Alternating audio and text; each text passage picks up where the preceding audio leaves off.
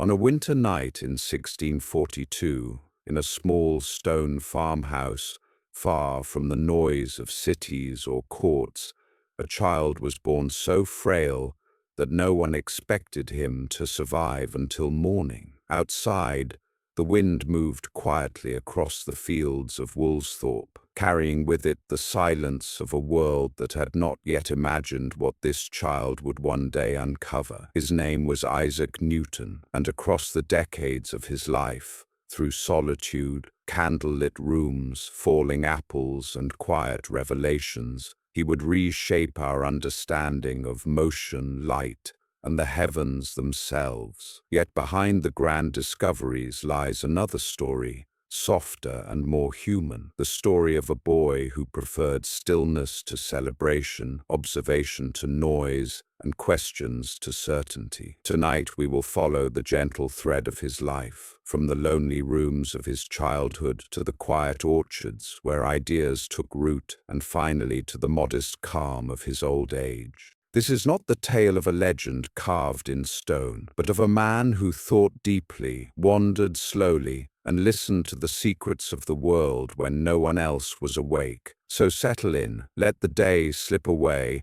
and join me as we step into the quiet world of Isaac Newton. Winter in Lincolnshire has a way of quieting the world. The fields stretch outward like great white sheets, the rivers slow beneath thin glass, and the air becomes a soft, steady hush. It was into this silence, a silence older than memory, older than kingdoms, that Isaac Newton was born. The night was cold enough that breath turned to mist, curling faintly in the dim glow of the fire. Inside the stone farmhouse at Woolsthorpe, the warmth was fragile, a trembling defense against the wind pressing at the shutters. Hannah Newton, a young widow not yet past her 20s, held in her arms a newborn so small that even the midwives exchanged worried glances. He fit almost entirely in one hand. His chest rose and fell with the faintest effort, as though life itself were uncertain about taking hold. They feared he would not live until morning. Some whispered that no child so early and so frail could possibly survive the winter. Yet Hannah refused to look away from him. She studied the barely perceptible movements of his fingers, the slight tightening of his eyelids, the way his breath,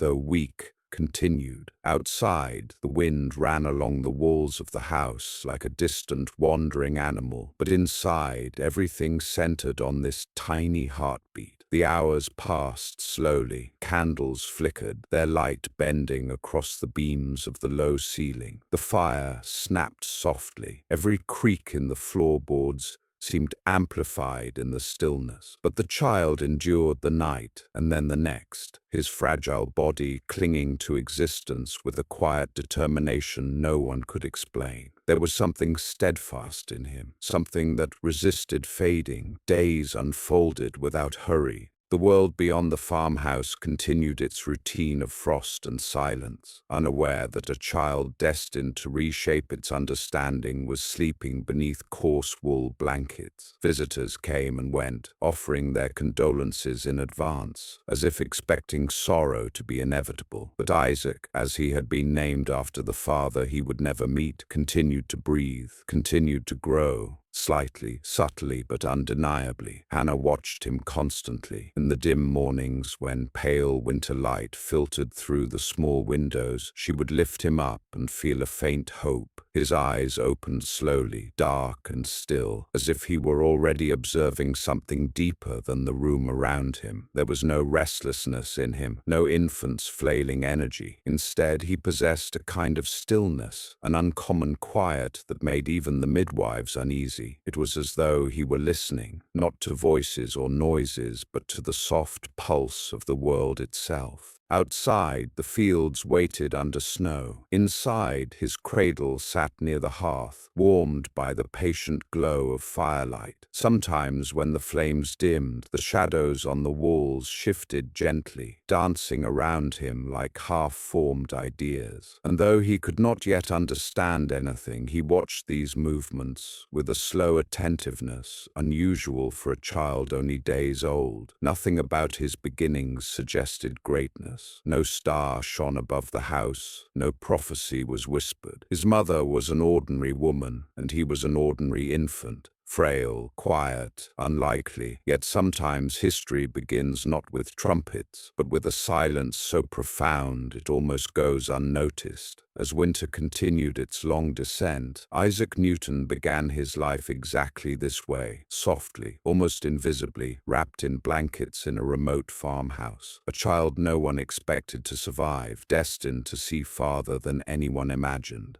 The world around him knew nothing of the laws he would someday uncover, the light he would split, the heavens he would measure. For now he was simply a small heartbeat in a quiet room, a beginning made of silence, waiting for the first spark of thought. In the first years of Isaac's life, Woolsthorpe Manor was a place of simple rhythms, the creak of wooden doors, the distant lowing of cattle, the soft thud of a bucket drawn from the well. The house, built of grey stone and surrounded by rolling fields, carried a sense of permanence that Isaac himself lacked in those early days. It was sturdy, rooted, familiar, everything he was not, and yet it became the landscape of his earliest memories, a world both comforting and strangely hollow. Isaac's father had died before he was born, leaving behind only a name, a modest estate, and stories that never quite settled into shape. The child grew up in a household where the air carried more silence than conversation, more caution than laughter. His mother Hannah tended to him with a quiet devotion,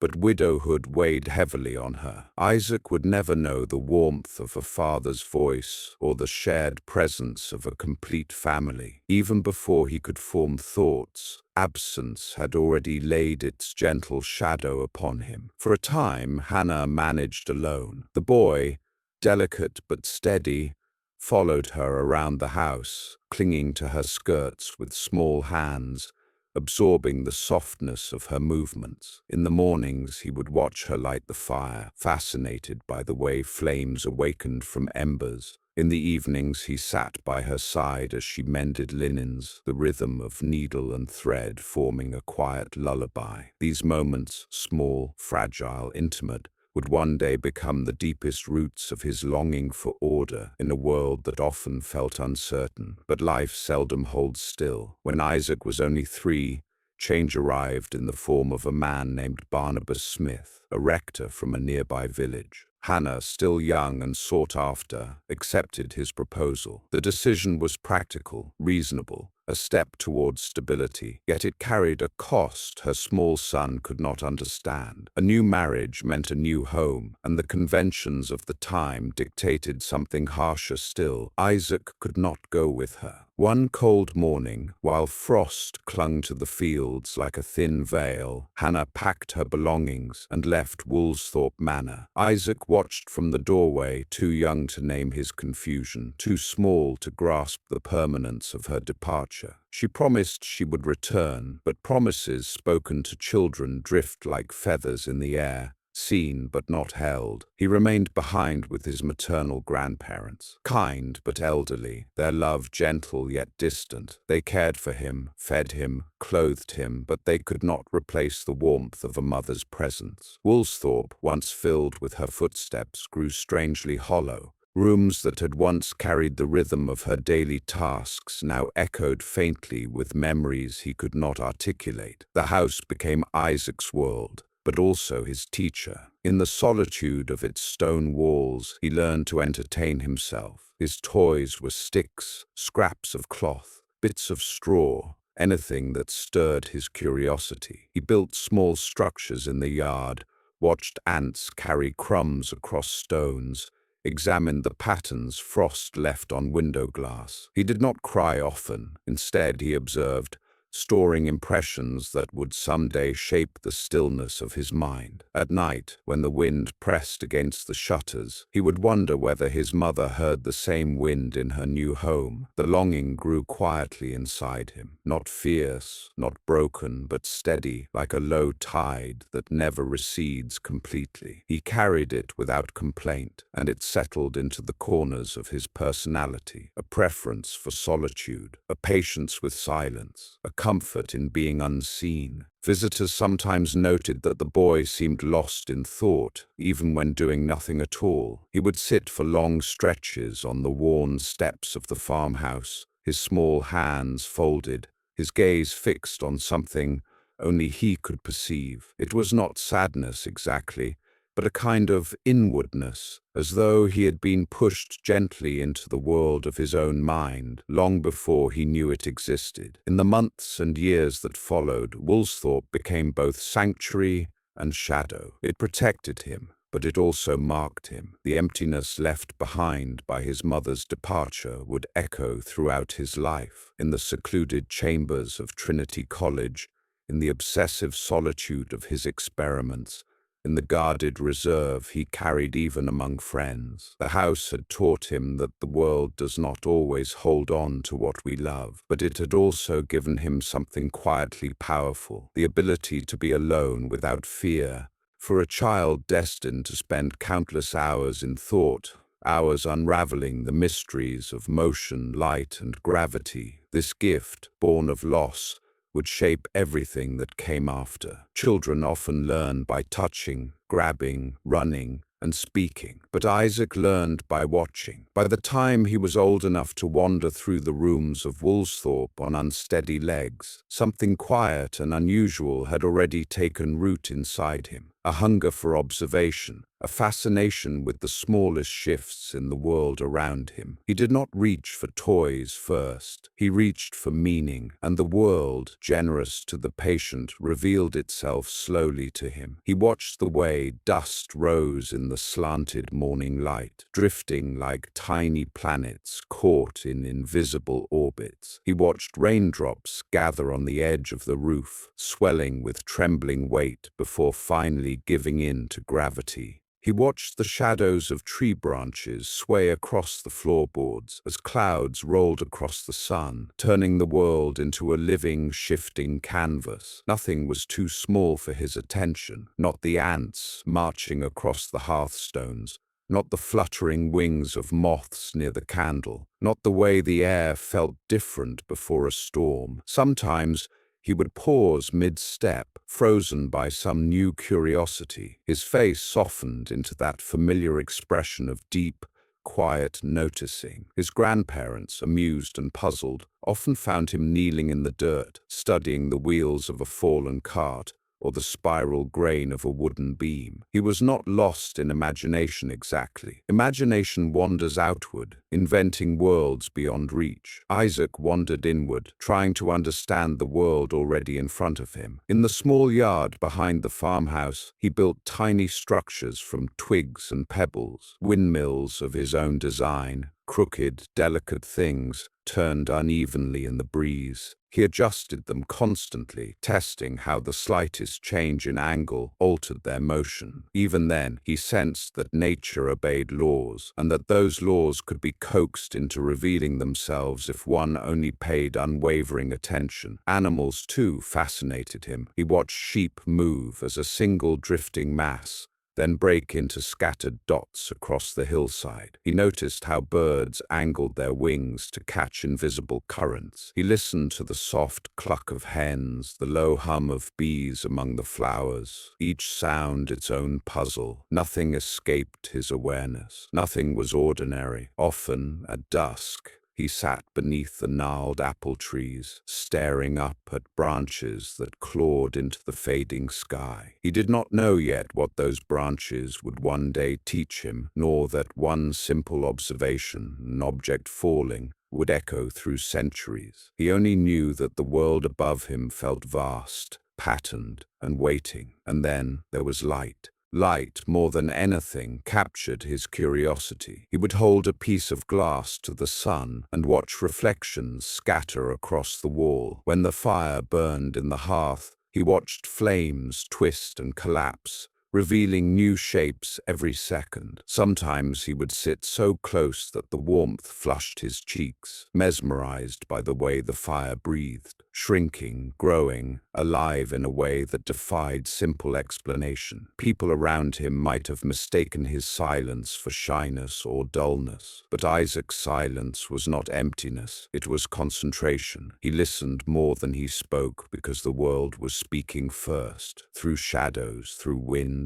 through the delicate trembling of leaves. And slowly, without knowing it, Isaac began to develop a habit that would guide the rest of his life. He never simply accepted what he saw. He asked why. Why did wheels turn faster down steeper hills? Why did sunlight warm stone faster than soil? Why did smoke rise but rain fall? Why did the moon follow the earth so faithfully? He had no language yet for these questions, no mathematics, no philosophy, only the instinct to notice, to wonder, to linger with the mysteries. In these early years, the seeds of a great mind were planted not in classrooms or libraries, but in the quiet corners of a farmhouse and the gentle measures of the countryside. The world was his teacher, and Isaac was its most attentive pupil. One day, as the evening settled into a deep blue haze, his grandmother found him sitting atop a wooden gate, legs dangling loosely. He was staring at the sky again, watching how the first stars arrived one by one,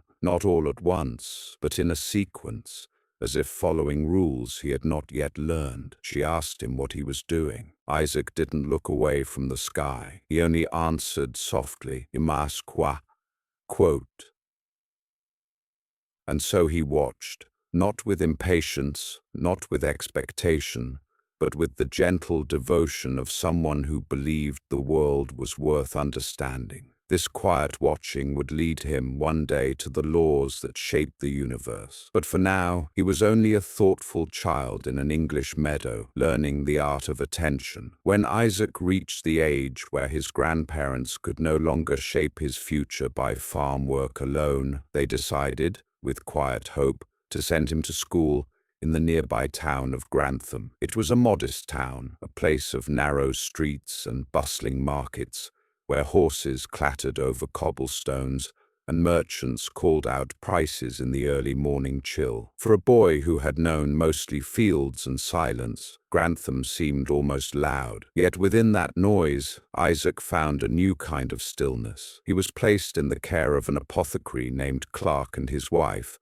who lived above their shop in a tall, narrow house that overlooked the marketplace. The shop itself was a small universe of wonders, shelves lined with glass jars holding powders of curious colors, bundles of dried herbs hanging from beams, vials filled with liquids that shimmered in the lamplight. To most, these items were merely remedies and mixtures, but to Isaac, they were questions wrapped in glass. From the loft where he slept, Isaac could hear the gentle clink of bottles as the apothecary worked below, grinding, distilling, measuring with careful precision. The scents of rosemary, camphor, and unfamiliar tinctures drifted upward through the floorboards. It was as though the very air carried whispers of transformation, hints that the world could be broken down, understood, recomposed. During the day, Isaac attended the King's School, where lessons were strict and orderly. Latin verbs, ancient texts,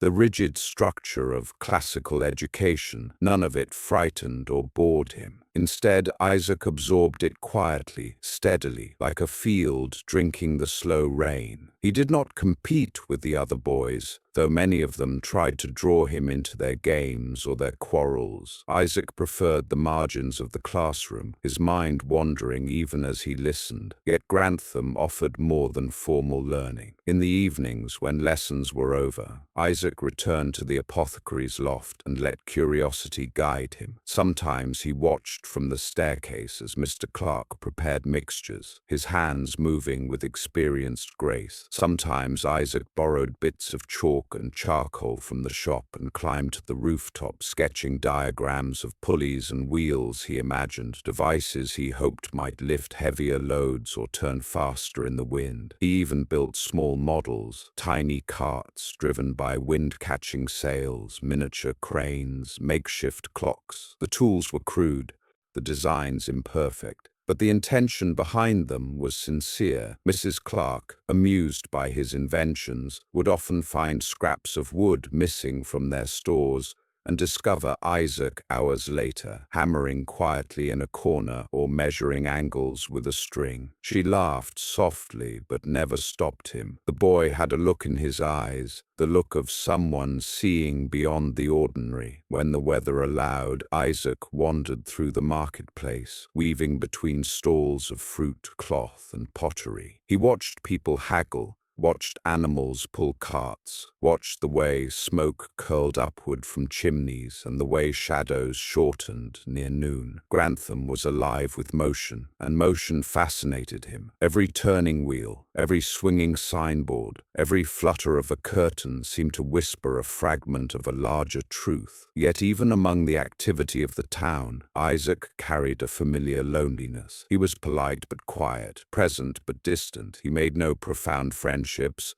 though a few boys admired his cleverness with toys and drawings. He smiled rarely, spoke softly, and often retreated back into his thoughts, into that inner space where he felt most at home. One memory from this time would linger with him for decades, standing at the window of the loft late at night, watching the moon drift above the rooftops. Below, the town slept, its lanterns extinguished one by one. But Isaac remained awake, elbows resting on the wooden frame, tracing slow circles on the glass with his finger. The moon tugged at him, not with beauty, though it was beautiful, but with mystery. It moved through the sky with such certainty, obeying rules invisible yet unbreakable. Even then, the question formed gently inside him. Why does it move the way it does? And what holds it there? He could not know it yet, but this silent question, half formed in the mind of a boy staring through a dusty window, would someday reshape the world. During his years in Grantham,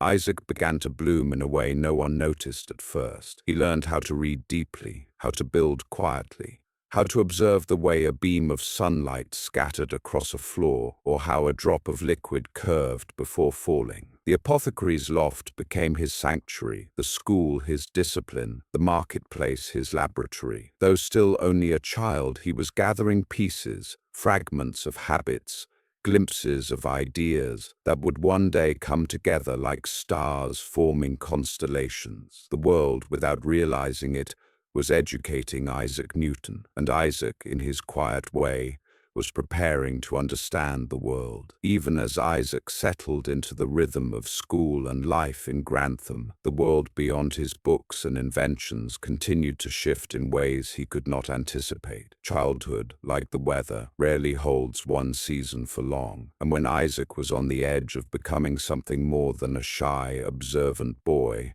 a message arrived from Woolsthorpe that altered the course of his life once again. His stepfather had died. Hannah Newton, now widowed a second time, returned to Woolsthorpe Manor with the weight of sorrow and responsibility pressing upon her shoulders. She needed help maintaining the farm, tending the land, supporting the household. Isaac, the eldest child and the only son, was expected to return home and fulfill the role she believed destiny had assigned him. And so, with little warning, he was pulled away from Grantham, away from the apothecary's loft, away from his mechanical toys, away from the quiet corner of the classroom where ideas had begun to take shape. The road back to Woolsthorpe stretched across rolling fields, familiar yet changed. Isaac watched the landscape pass, feeling the weight of obligations settle heavily upon him. The house welcomed him with its old stone walls, its long shadows, its fields waiting beyond the windows. Fields that, in his mother's eyes, were his inheritance. But Isaac felt something different. When he stepped across the threshold, he sensed not comfort but confinement, as if the walls held a shape of him he had already outgrown. Hannah placed tools in his hands, a rake, a shovel, a bucket, a ledger for crops and livestock. She hoped the farm would ground him, returning him to the place he belonged. But Isaac moved through chores as though they were tasks belonging to someone else. He was supposed to guide plow horses, but he drifted behind them, lost in thought. He was supposed to stack hay, but he arranged the stalks into patterns that made little sense to anyone but him. He was supposed to check fences, but he spent more time measuring the angle of shadows against posts than looking for broken boards. Where others saw soil and seasons, Isaac saw questions. Why did seeds sprout at different rates? Why did water climb the stems of plants? Why did sunlight feel warmer in the late afternoon than at noon on some days? Why did shapes repeat in nature? Spirals in flowers, symmetry in fruit, patterns in frost. Farming demanded attention to the practical details of life, but Isaac's attention flowed in a different direction, inward, downward, deeper. His mother scolded him, gently at first, then with growing frustration. "Isaac," she would say, "your mind is elsewhere." She was right. His mind was everywhere, everywhere except the work before him. The local boys noticed his strangeness and teased him for daydreaming, for scribbling odd sketches in the dirt instead of joining their games. But Isaac hardly noticed their laughter. He would kneel at the base of windmills, watching how the blades caught the gusts. He studied the hinges of gates, the structure of spiderwebs, the shifting path of smoke from the chimney. He couldn't help it. His curiosity tugged at him constantly, like a thread that refused to break. One afternoon, while he should have been tending sheep, Isaac sat on a hillside constructing a tiny water wheel from pieces of wood and reeds. When a neighbor called his name sharply from across the field, the boy jumped, startled back into the world of expectations. But even as he hurried to gather the straying sheep, his eyes kept drifting back to the miniature wheel, turning gently in the stream, an idea spinning quietly with it. Another day, while helping stack haylofts, Isaac scribbled mathematical notations into the dust with a stick. A gust of wind erased them before anyone could see, but the thoughts remained, circling restlessly inside him. Years later, he would speak little of these days, yet the imprint of the farm never left him. Woolsthorpe had not been a place of academic learning, but it was here, in this reluctant return, that Isaac first encountered the quiet tension between who he was expected to be and who he truly was. The world wanted a farmer. His mother wanted a son who would anchor himself to the land. But Isaac felt an unseen pull toward something distant, something abstract, something luminous and full of meaning. It was not rebellion, it was destiny whispering. And though the farm tried to claim him, it could not keep him. His mind refused to settle into the furrows of the fields. Ideas flickered constantly within him, bright and insistent. The universe had already begun to stir in his imagination. All he needed was one moment, one decision that would lift him from the soil and set him back on the path toward the world of thought. That moment was coming, quietly, irresistibly. Change was gathering again. When Isaac Newton finally left Woolsthorpe again, it was not for the market streets of Grantham, nor for any familiar place he had known. It was for Cambridge, a world of stone towers, ancient rituals, and minds shaped by centuries of inquiry. The journey from the quiet farmhouse to Trinity College was not simply a change of location. It was a step into a realm where ideas lived with the same intensity as people. He arrived in the summer of 1661, a young man of 18, thin and reserved, carrying more questions than possessions. His clothes were modest, his pockets nearly empty, and his manner almost painfully shy. Yet beneath this fragile exterior, something powerful stirred, an intellect waiting for a home big enough to hold it. Cambridge immediately felt different. The air seemed thicker with history. The cobblestones bore the footsteps of generations of scholars. The river, slow and reflective, wound past courtyards where students murmured Latin phrases in the afternoon sun. Great wooden doors creaked open to reveal libraries filled with manuscripts, some older than the buildings themselves. Newton felt as though he had stepped into a living archive of human thought. Trinity College, with its expansive courts and towering chapel, did not intimidate him. It fascinated him. Within its walls, he found what Woolsthorpe had never offered, a permission to think without apology. But life at Cambridge was not luxurious. Isaac entered as a sub-Caesar, one of the poorer students who served wealthier ones in exchange for tuition. He carried trays, swept floors, and cleaned rooms. Some students mocked those of lower status, some ignored them entirely. Isaac accepted the work without complaint. Every hour of labor bought him another hour with books, a trade he considered more than fair. In lecture halls he sat quietly, absorbing the teachings of Aristotle, Euclid, Descartes, and the great philosophers whose ideas shaped the curriculum. The professors spoke with confidence, drawing crisp diagrams on blackboards and reciting theories that had been repeated for centuries. But Isaac felt something different as he listened. Not disagreement exactly, but restlessness. It was as though the explanations provided by others were shadows of truths, not the truths themselves. He filled notebooks with relentless precision, pages and pages of calculations, diagrams, definitions, and questions. His handwriting was small and careful, but his thoughts were expansive. Sometimes he worked by candlelight until his eyes burned, sketching geometric figures in the margins or replaying problems in his mind long after he blew out the flame. He studied alone, walked alone, ate alone. Yet his solitude was not loneliness. It was fuel. In the stillness of his dormitory room, where the wind tapped gently at the window panes, and the sounds of college life softened into murmurs, Isaac felt ideas begin to coalesce. He no longer observed the world passively. He probed it, shaped it,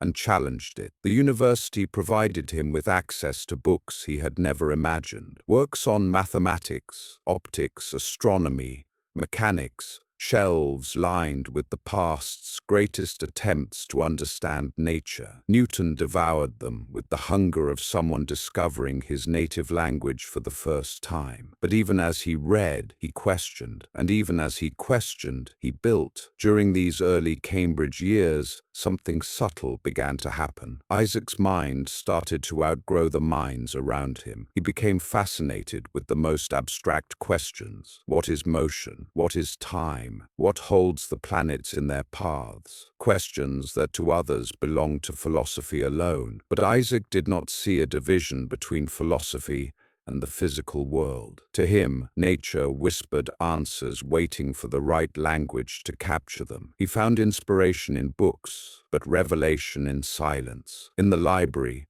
he lingered over manuscripts until attendants politely ushered him out. In his room, he worked through nights too cold for comfort. In the courtyards, he walked with his hands behind his back, counting rhythms in his head, imagining curves, forces, and invisible lines that shaped the universe. He was not yet the Newton the world would revere. He was still young, still shy, still battling uncertainties about his future. Yet beneath every page he wrote, every problem he solved, a quiet shift was taking place. The farm boy from Woolsthorpe had crossed a threshold. The silent child who watched everything had matured into a scholar beginning to question everything. Cambridge did not simply educate him, it awakened him. Soon, events far beyond the college walls would push him into the most productive years of his life, years when solitude would become his companion once more, and where the foundations of modern science would crystallize in the quiet countryside he thought he had left behind. But for now he remained at Trinity College, a young man with ink-stained fingers, tired eyes,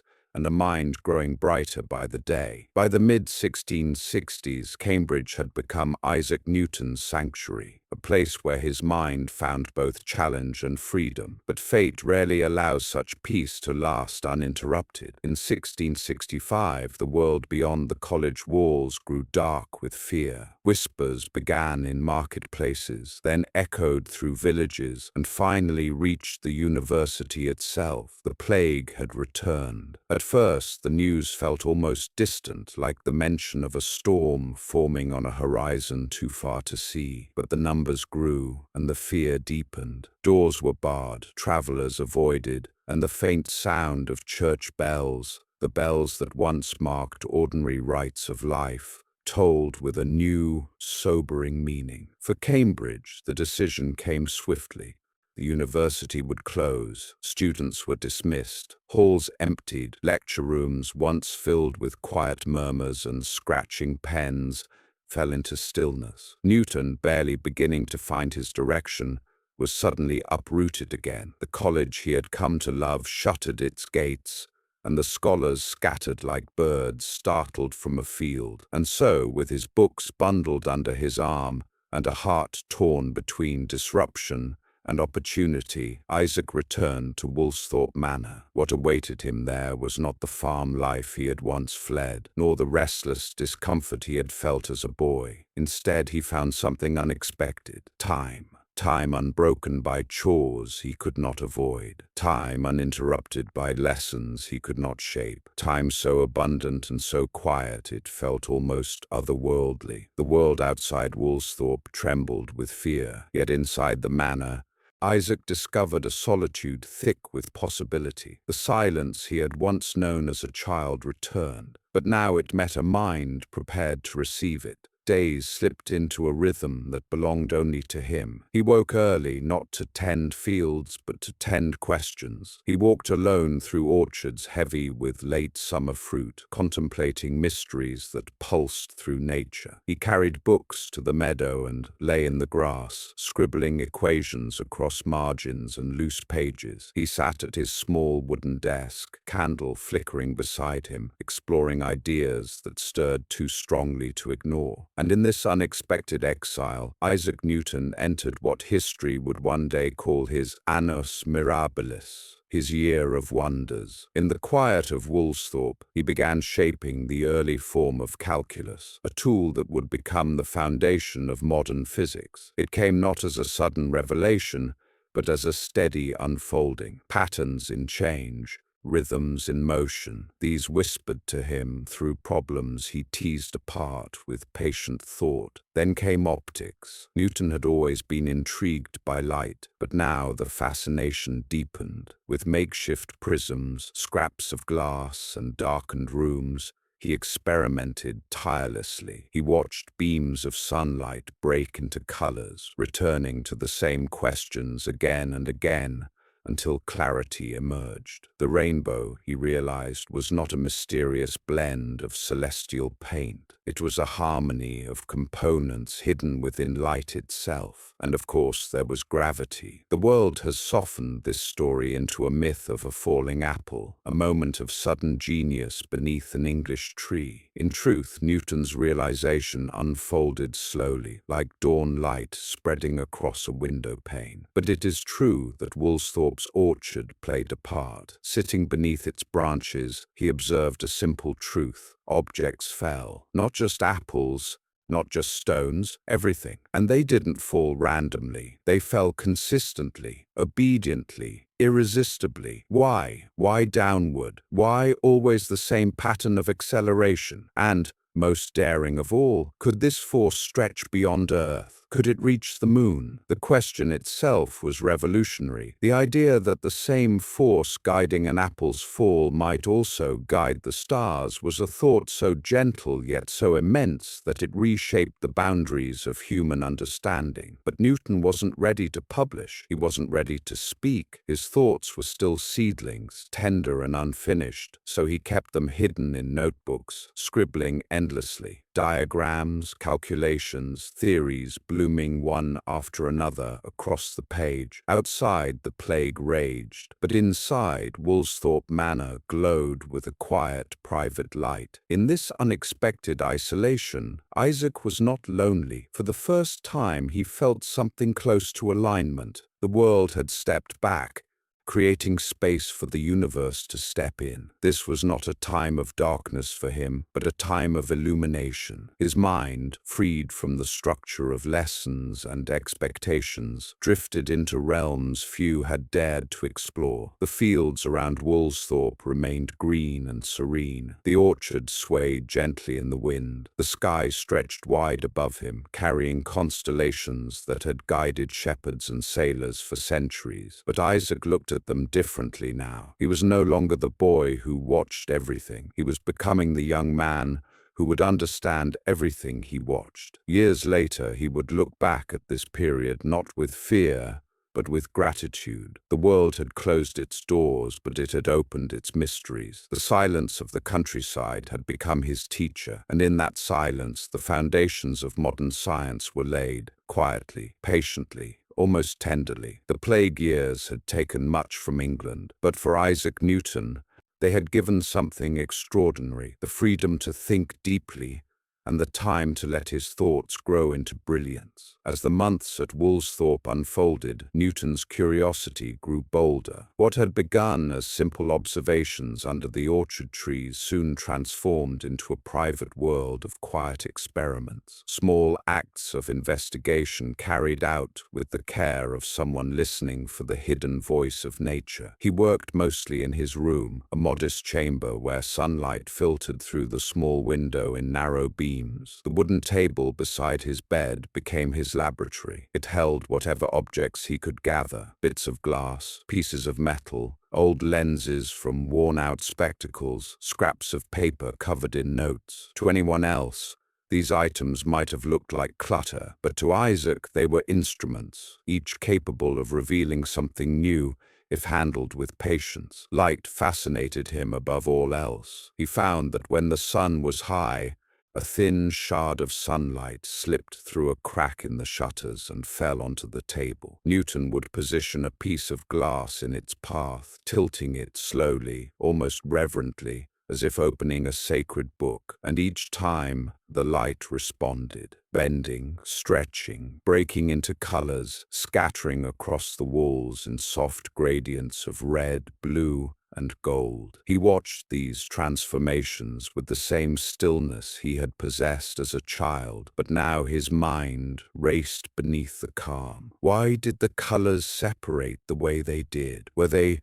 born from the glass, or had they been hidden in the light all along? He moved the glass again, adjusting the angle by barely a hair's width, and the colors shifted like obedient dancers following a silent cue. Soon, he began to cover the window to darken the room, leaving only a tiny opening for daylight to enter. In this gentle twilight, every ray of light seemed brighter, more precise. He discovered that he could change the shape of the beam, narrow it, widen it, soften it. He felt almost as though he were shaping light with his hands, molding it into something understandable. Outside, farmhands went about their work, unaware of the quiet revolutions happening behind the shutters. Isaac kept to himself, closing the door softly whenever footsteps echoed nearby. Not out of secrecy born from fear, but secrecy born from concentration. His experiments were delicate, and he wished to preserve the silence that allowed his thoughts to flow uninterrupted. He studied reflections in water, arranging bowls near the window to watch ripples distort the sun's image. He compared the brightness of candles to moonlight, noting how the color and strength of each source differed. He ground small pieces of glass into crude lenses, testing how each shape bent the beams that passed through it. Sometimes he constructed simple tools from wood and string, tiny devices meant to measure angles, distances, and intensities. They were humble instruments, but in his hands,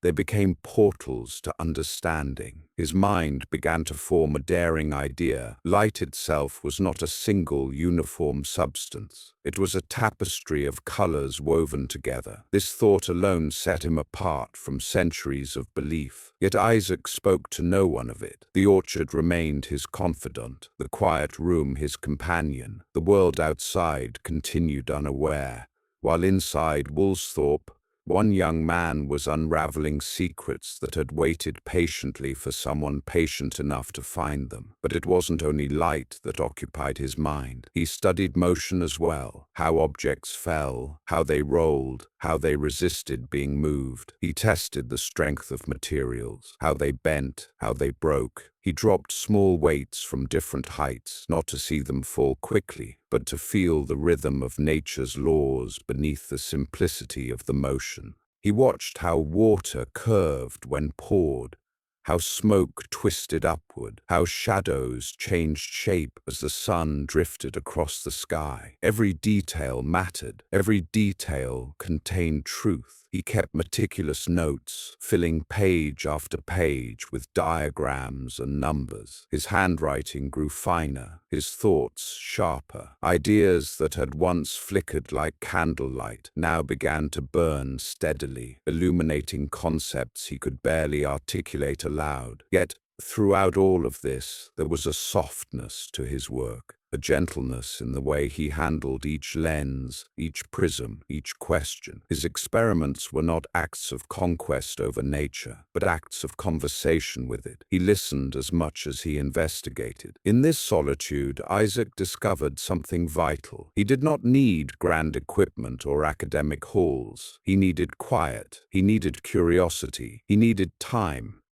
The plague, though tragic for the world, had given him these gifts, and Newton, in return, was beginning to give the world something equally profound, a new way of seeing. Soon his ideas would grow too large for the small room in which they formed. They would demand space, dialogue, recognition. But for now, in the quiet of Woolsthorpe Manor, Isaac Newton continued his secret experiments, unaware that he was slowly preparing to light a lantern that would illuminate the next 3 centuries of scientific thought. The orchard behind Woolsthorpe Manor had stood for generations before Isaac Newton was born. Its branches bent gently under the weight of seasons. Its blossoms drifted like pale snow in spring, and its fruit ripened slowly beneath the warm sweep of summer sunlight. For most people, the orchard was simply a place of work, a source of apples, shade, and familiar routines. But for Isaac, returning to it in his early 20s, it became something else entirely.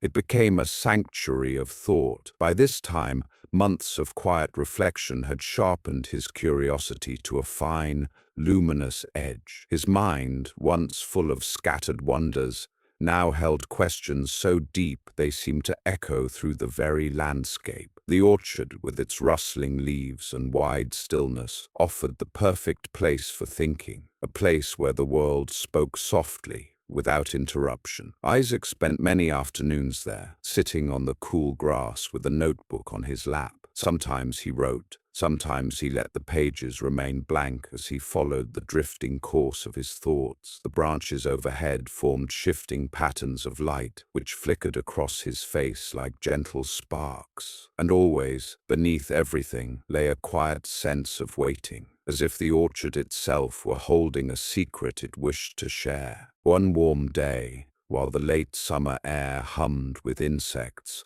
and the shadows of the trees stretched long across the ground, Isaac settled beneath one of the older apple trees. Its trunk was rough with age, its branches reached outward like thoughtful arms. Isaac leaned back against it, feeling its solidity, and allowed his mind to wander toward the question that had been stirring inside him for weeks. He had been thinking about motion, not just the motion of thrown stones or falling raindrops, but the motion of the moon as it circled the earth. The moon never drifted away into darkness, nor did it fall down upon the earth. It remained suspended, loyal to its path. Why? What held it there? The orchard was quiet except for the distant murmur of wind across the fields. Isaac traced a slow line across the sky with his eyes, imagining the moon's arc, invisible in the blue daylight. And then, as he sat in that gentle stillness, an apple fell. It landed not far from him, striking the grass with a soft thud. The kind of small, everyday moment that countless people had witnessed without a second thought. Isaac, however, did not see it as ordinary. His mind, sharpened by solitude and guided by relentless curiosity, welcomed the moment as if it were a message written in the language of nature. The apple fell downward, straight downward, not sideways, not slowly, not in hesitation, but with purpose. Why downward? At first glance, the answer seemed obvious. Things simply fall. But Isaac no longer accepted the obvious. The orchard had become his universe of questions, and the simplest observation could blossom into revelation. He lifted the apple gently, turning it in his hands, feeling its weight, not as a fruit, but as a piece of the world participating in a universal rule. What if the very force that pulled the apple to the earth also reached upward into the sky? What if it extended to the moon?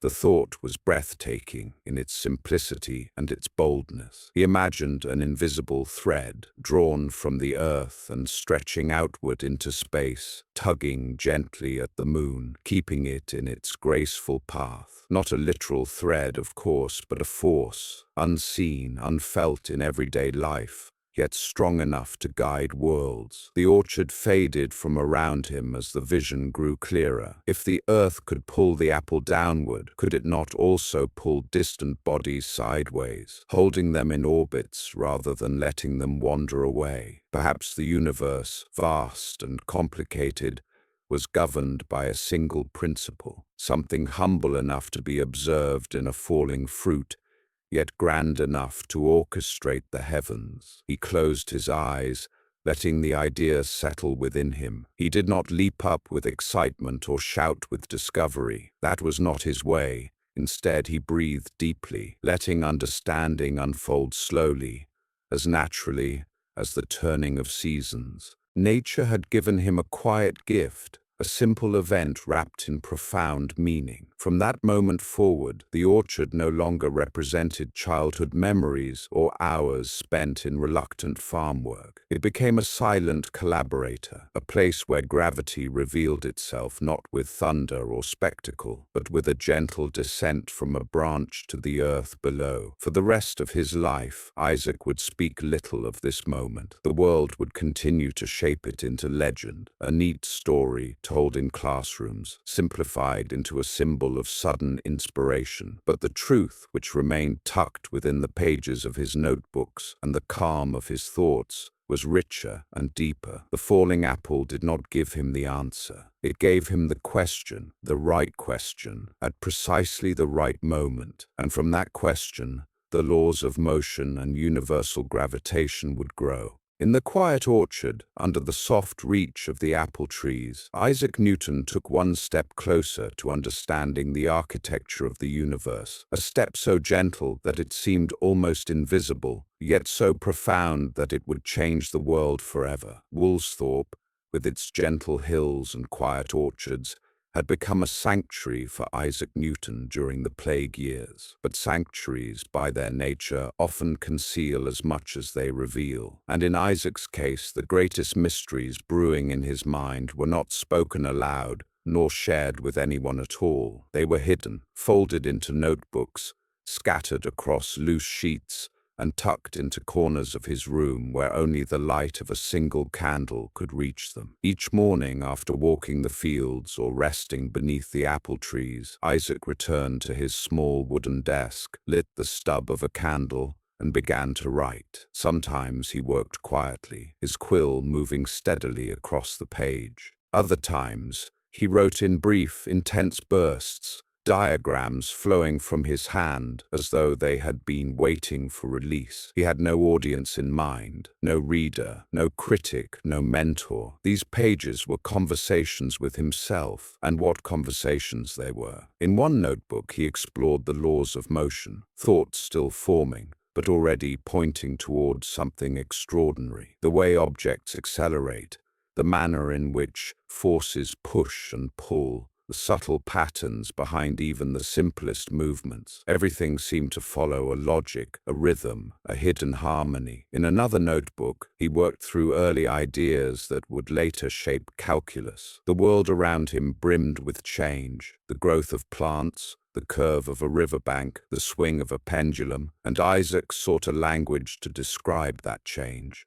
He sketched curves, marked differences, and created the foundations of a mathematical system that future generations would come to rely upon without even knowing its origins in a quiet farmhouse room. Yet perhaps the most secretive of his writings were those on light. His experiments with prisms, colors, and reflections filled pages with notes so dense they resembled webs, threads of thought connecting every observation. He wrote of beams splitting into rainbows, of colors recombining, of the nature of white light. These ideas contradicted accepted theories of the time, but Isaac did not temper his thoughts to match tradition. His duty, as he understood it, was not to follow old ideas, but to pursue truth wherever it led. He bound some of these writings into small books he carried with him around the house. Others he folded carefully and slid beneath loose floorboards. More still, he placed between stacks of other papers, tucked away like secrets, as though hiding treasures he was not yet ready to claim. There was a reason for this secrecy. Isaac had never sought the spotlight. He did not crave approval or applause. The very idea of sharing unfinished thoughts with others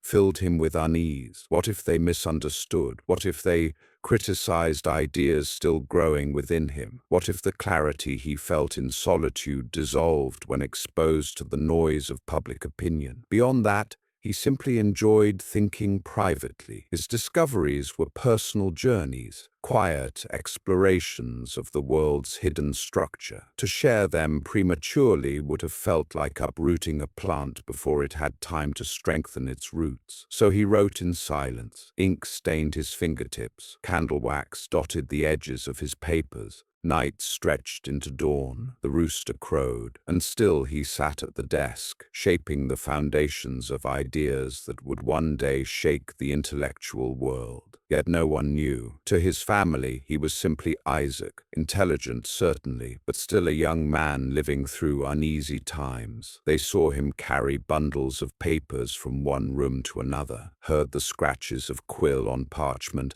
and noticed his faraway gaze, but they could not guess the depth of thought blooming behind those quiet eyes. The world at large remained equally unaware. The great scholars of Europe went about their work, writing treatises and delivering lectures, not knowing that a mind of unparalleled clarity was forming insights in the remote English countryside, insights that would soon redefine mathematics, physics, astronomy, the entire relationship of humankind to the universe. For now, the manuscripts were only whispers of genius, folded and hidden and waiting. One evening, as the sky dimmed into a soft wash of violet, and the orchard rustled with the last sighs of daylight, Isaac looked out from his window. He saw nothing unusual, merely grazing sheep, distant hills, and trees swaying in the breeze. Yet in his mind he saw invisible forces binding everything together. He saw patterns in motion, harmony in chaos,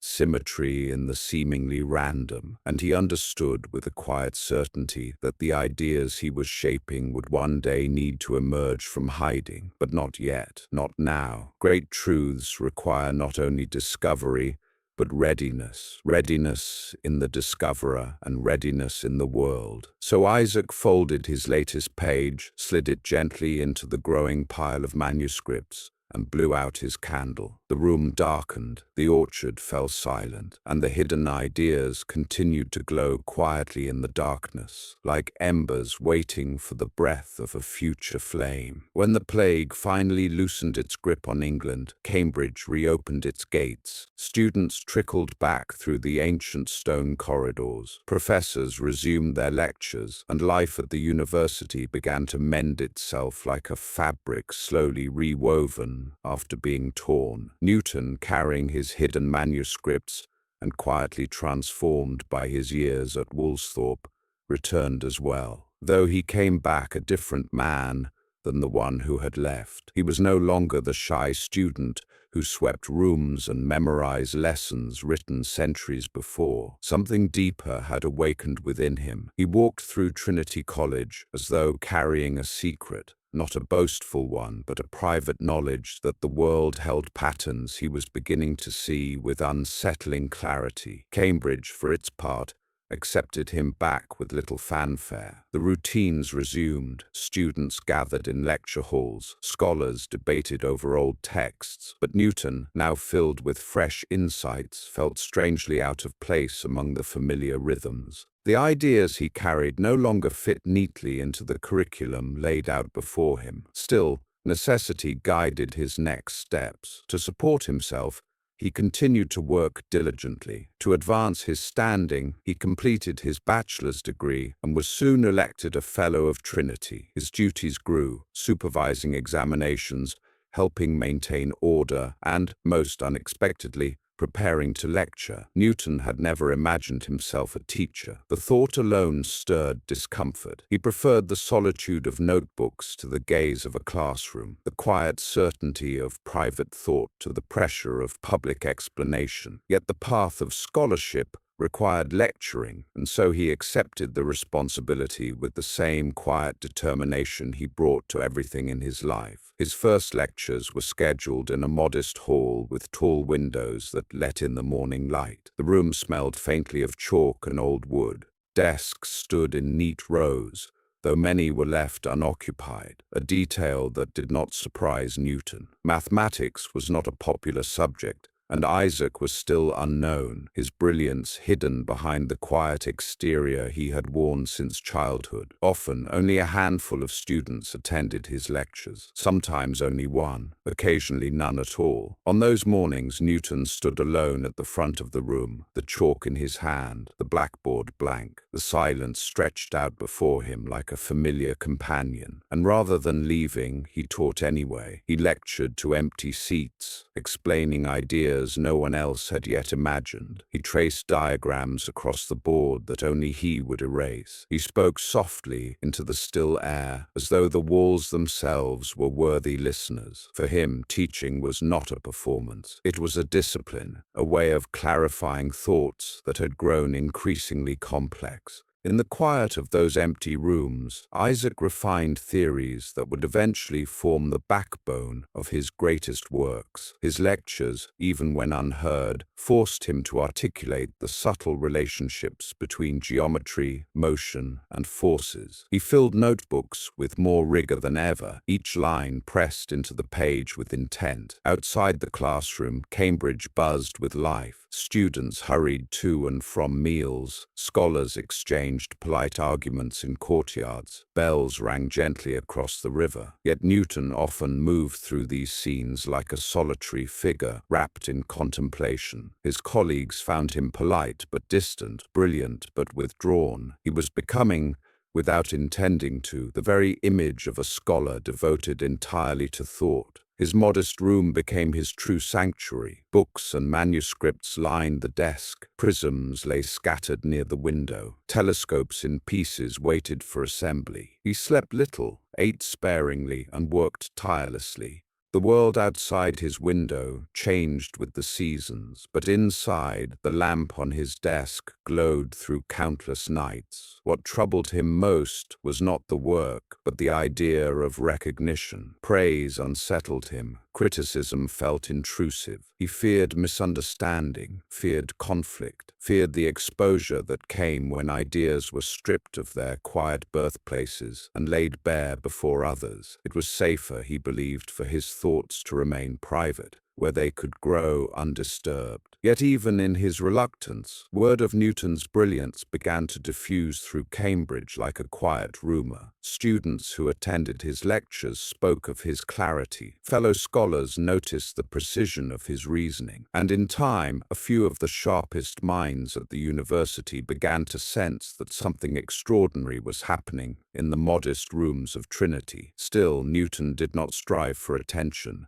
He taught when required, studied always, and avoided the lively social world that consumed many other young men at the college. His joy remained in the silent unfolding of ideas, in the elegant dance of mathematics, in the search for principles that lay beneath not just objects, but the very laws governing them. Years later, his students would remember him not as a charismatic lecturer or a warm mentor, but as a quiet presence, a figure who spoke softly, thought deeply, and changed the course of science without ever raising his voice. In these early years as a professor, the world saw little of Newton, but the universe, slowly and steadily, was revealing itself to him. For years, Isaac Newton's work lived in silence, folded into notebooks, whispered to chalkboards, carried quietly beneath the surface of Cambridge life. But ideas, once formed with enough clarity, eventually push outward. They seek air, they seek witnesses, and they seek conversation with other minds capable of recognizing their depth. Newton never sought this conversation, yet the world, step by gentle step, was preparing to draw him out. By the late 1660s, a group of England's most inquisitive thinkers had begun to gather in London under a remarkable institution, the Royal Society. It was unlike anything England had known before, a meeting place for men who believed that nature could be understood not through ancient authority, but through experiment, observation, and reason. In its halls, discoveries were not merely admired, they were tested, questioned,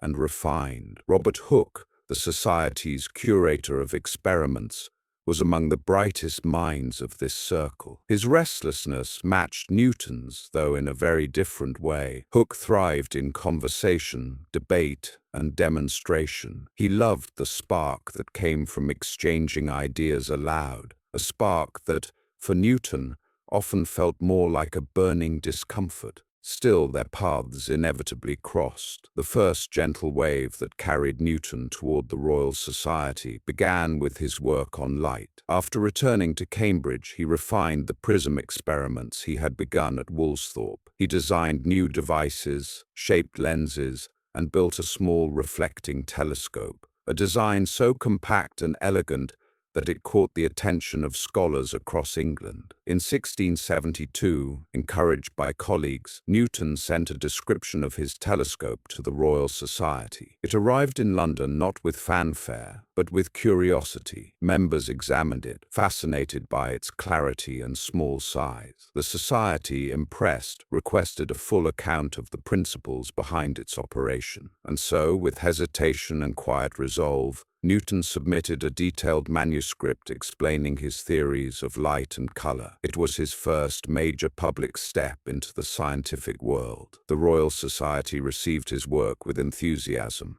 The clarity of his reasoning, the precision of his experiments, the elegance of his conclusions, all were undeniable. For a moment, Newton's ideas shone without resistance. Letters of admiration were sent to Cambridge. The Society praised his brilliance. His name began to drift through the intellectual circles of London like a rising star. But where there is light, shadows often appear. Robert Hooke, a man with keen intellect and a sharp tongue, responded with reservations. He questioned aspects of Newton's presentation, suggested alternative explanations, and offered critiques that, though scientifically reasonable, struck Newton with unexpected force. Hooke's comments were not hostile, but to Newton, whose ideas had grown in silence, who feared misunderstanding more than obscurity. They felt intrusive, almost violating. Newton replied politely at first, clarifying points, adjusting language, offering further experiments.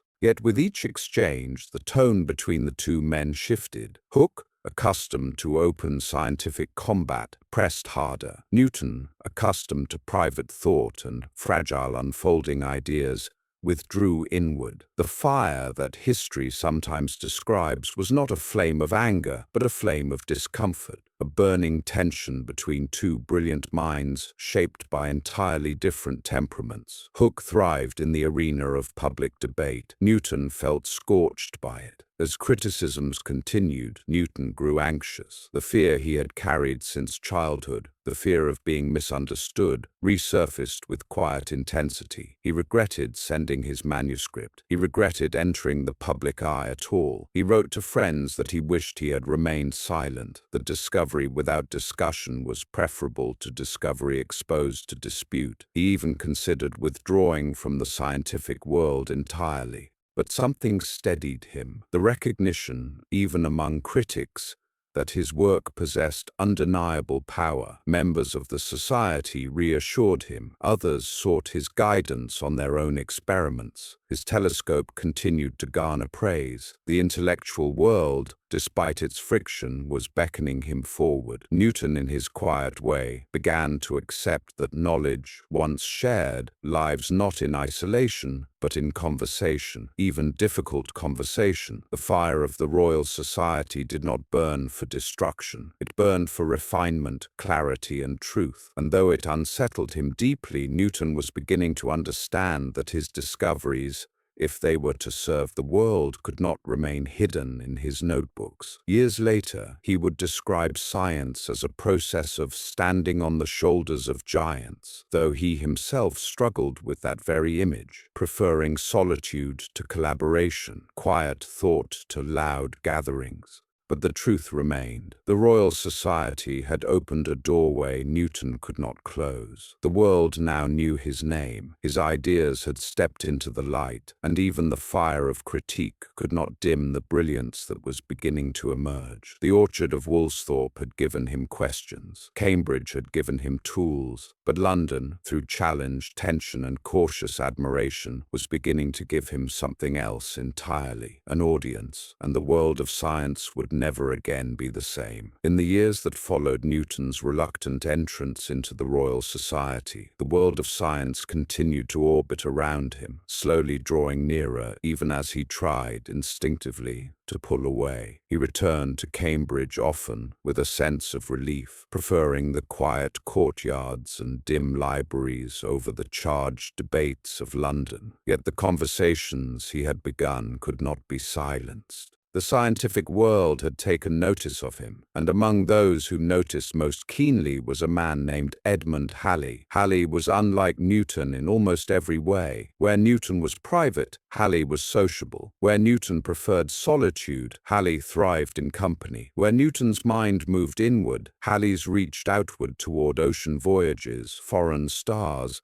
and the geometry of the heavens. Yet beneath their differences lay a shared devotion to understanding the universe, a devotion strong enough to bridge any contrast in temperament. It was a comet that first brought Halley to Newton's door. For centuries, comets had been viewed as omens, fiery messengers tearing across the sky, harbingers of disaster or change. They arrived unannounced, vanished unpredictably, and stirred fear as easily as wonder. But Halley, with his steady curiosity, believed that comets obeyed rules just as planets did. They were not chaotic wanderers, but travelers following paths written by nature's hand. One afternoon in 1684, Halley visited London's scientific circles with a question that had puzzled even the greatest minds. What curve does a planet trace through the heavens if it is pulled toward the sun by a force that grows weaker with distance? The question hovered in scholarly air like a delicate thread. Profound, elusive, transformative. No one could answer it exactly. No one could prove what shape the orbit must take. But Halley remembered hearing something. a quiet rumor from Cambridge, a passing comment years earlier, that Isaac Newton had once mentioned knowing the answer. And so Halley, with a mixture of hope and disbelief, set out for Cambridge to ask him directly. Newton was in his study when Halley arrived, surrounded by books and scattered notes. The room smelled faintly of ink and the soft dust of old parchment.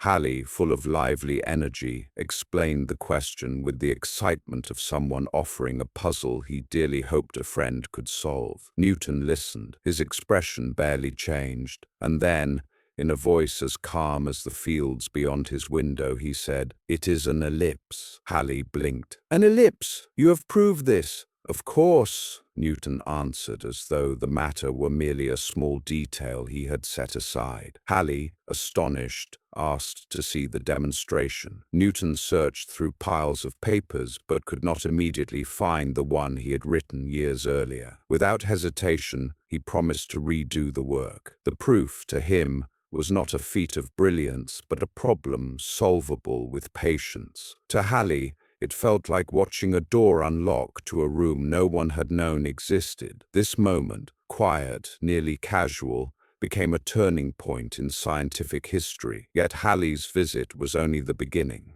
The two men began to discuss the motion of comets themselves, strange luminous bodies that entered the sky like celestial visitors. Halley suspected that a comet seen in 1682 was the same comet recorded in earlier centuries. If true, it meant that comets obeyed predictable laws, returning in cycles far longer than human lives. Newton listened, intrigued. He had long contemplated the forces governing the heavens, forces that pulled apples to the earth and kept moons in their paths. The idea that comets, too, might follow rules filled him with quiet satisfaction. Nature, he believed, did not break its own patterns. Halley, ever enthusiastic, urged Newton to write not just scraps, not just fragments, but to compose a full mathematical description of the universe, something complete, something that would show the world the hidden order he had discovered in silence. At first,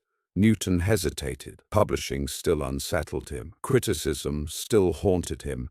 The memory of disputes at the Royal Society lingered like faint smoke. Yet Halley returned again and again, offering encouragement, gently pressing Newton toward the destiny he alone could not yet see. And Newton, moved by Halley's sincerity, began to write. Their conversations, small in number but immense in influence, shaped the path ahead. Halley admired Newton's genius without envy, and Newton trusted Halley's insight without fear. Their friendship became a rare meeting of minds, one expansive and outward, one inward and precise, converging on the same truth. Years later, Halley would use Newton's work to predict the return of the very comet that had first inspired him. And more than half a century after Halley's death, the comet returned, exactly as he had foreseen. The world, in gratitude, would name it Halley's Comet, though the mathematics guiding its return were born from Newton's laws. But in this moment,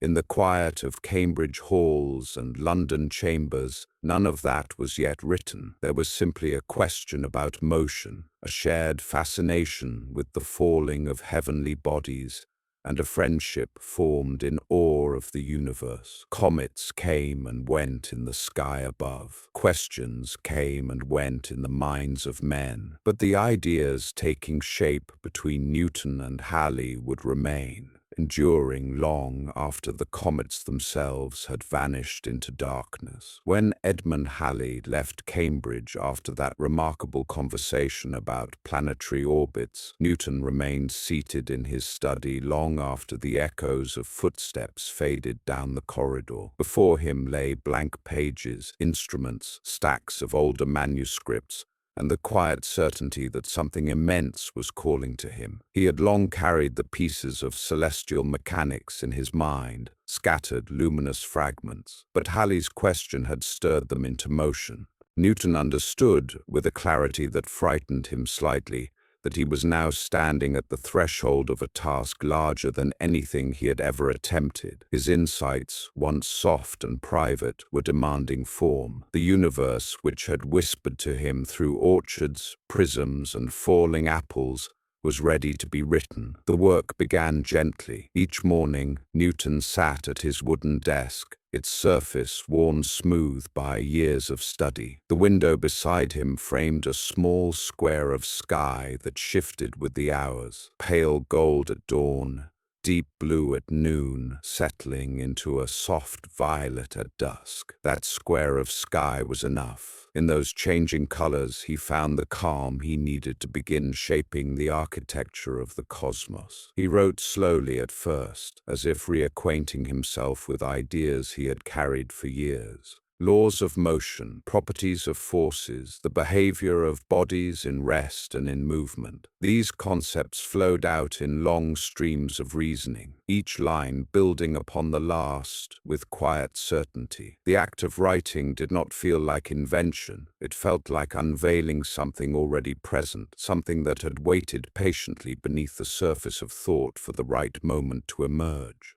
As days turned into weeks, the rhythm of creation deepened. Newton wrote with remarkable concentration, pausing only to rest his eyes or refill his ink. Sometimes he paced the room in slow circles, murmuring calculations under his breath. Sometimes he stood at the window, gazing out at the clouds drifting across the sky, imagining invisible curves that dictated their paths. If a force acts, if a body moves, if a planet circles, each conditional phrase opened a doorway into the laws governing reality. He walked through each doorway with careful steps, checking every theorem, every geometric argument, every inference. The universe, he believed, deserved nothing less than complete certainty. Meanwhile, in London, Halley awaited progress with hopeful anticipation. He wrote letters filled with warmth and encouragement, gently urging Newton forward without pressure. He knew the fragility of Newton's confidence and the delicacy of his temperament. So he offered support instead of expectation, reassurance instead of demand. And Newton responded. The manuscript grew,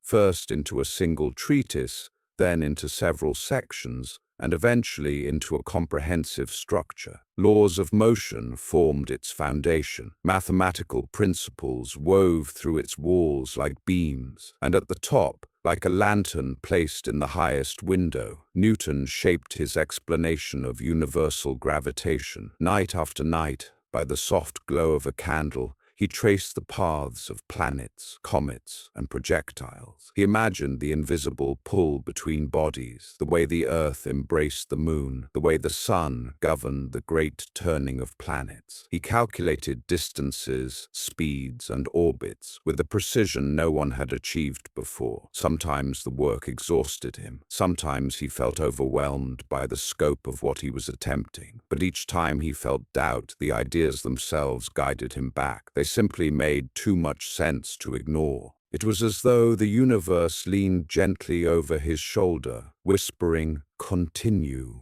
By early 1686, the manuscript, now titled Philosophia Naturalis Principia Mathematica, or simply Principia, had taken shape. It was not a book of poetry or metaphor. It was a book of clarity, discipline, and deep truth. Its pages carried the quiet pulse of Newton's years of solitude, the gentle weight of orchard afternoons, the steady rhythm of Cambridge nights. Halley, upon receiving the manuscript, was moved in ways he struggled to express. He understood immediately that the world had changed. Here, written in Newton's precise hand, was a complete mathematical description of the universe, not a fragment, not a theory, but a structure solid enough to stand for centuries. But the journey was not complete. The manuscript still needed to be printed and shared, and that path brought complications, financial, political, even personal. Yet Halley, steadfast in his belief, stood behind Newton completely. He oversaw the printing process, secured funding, and guided the work into the world with unwavering loyalty. Newton, meanwhile, retreated again into quietude. He did not celebrate. He did not seek praise. He simply returned to his studies, already drifting into new questions. But the universe, written now in ink and bound into pages, had found its form. Principia was not just a book, it was a bridge between earth and sky. It was a lantern held up to the dark, showing that the same gentle force pulling an apple downward could bind the stars in their courses. Through calm mornings and quiet nights, through solitude and hesitation, Isaac Newton had written the laws of the cosmos, not with thunder but with stillness, and the world would never look upward in the same way again. When Principia finally appeared in print in 1687, bound in thick covers and dense with diagrams and mathematical proofs, it did not arrive with fanfare. There were no celebrations, no public readings, no crowds pressing eagerly against bookshop windows. Instead, the work slipped into the world with the same quiet dignity with which Newton had written it. But those who opened its pages understood almost immediately something extraordinary had happened. Scholars across Europe marveled at the precision and ambition of the work. Philosophers found themselves standing at the threshold of a new intellectual landscape. Astronomers read Newton's laws and looked up at the night sky with renewed understanding. Even those trained in the older traditions, who had long followed the lines of Aristotle or Descartes, felt the ground shift beneath their feet. Newton had done something no one had done before. He had woven mathematics into the movements of the cosmos. He had shown that the falling of a stone and the turning of the planets were governed by the same universal principles. He had brought heaven and earth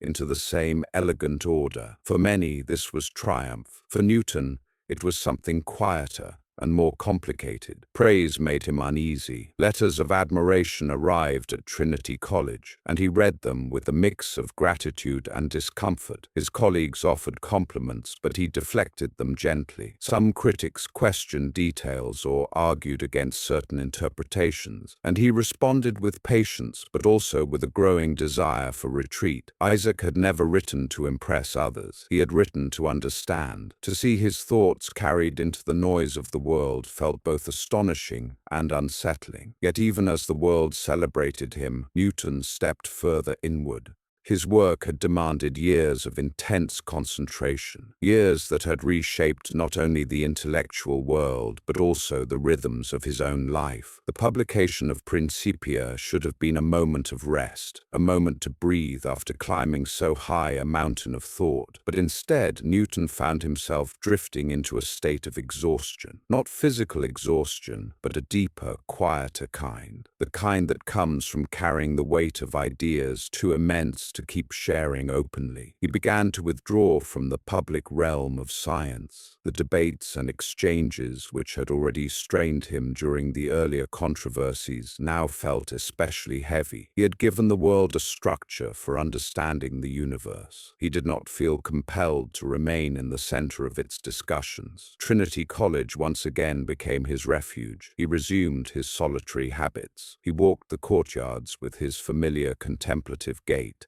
He returned to his manuscripts, not the ones on celestial mechanics, but the ones that explored more private curiosities, alchemy, theology, the ancient texts that promised hidden wisdom. It was as if Principia had completed one great arc of his life, and he was now turning inward to begin another. He attended fewer gatherings at the Royal Society. He replied less frequently to letters. Visitors who came hoping to see the great Isaac Newton sometimes found him quiet, kind, but distant, a man whose eyes flickered with thoughts far away from the present conversation. Some interpreted his withdrawal as pride, some as fatigue, some as a simple return to his natural disposition. The truth perhaps lay somewhere in between. Newton had climbed to the summit of scientific achievement, but the summit was a solitary place. Recognition could not replace the peace he found in quiet study. Fame could not warm him in the way a candlelit room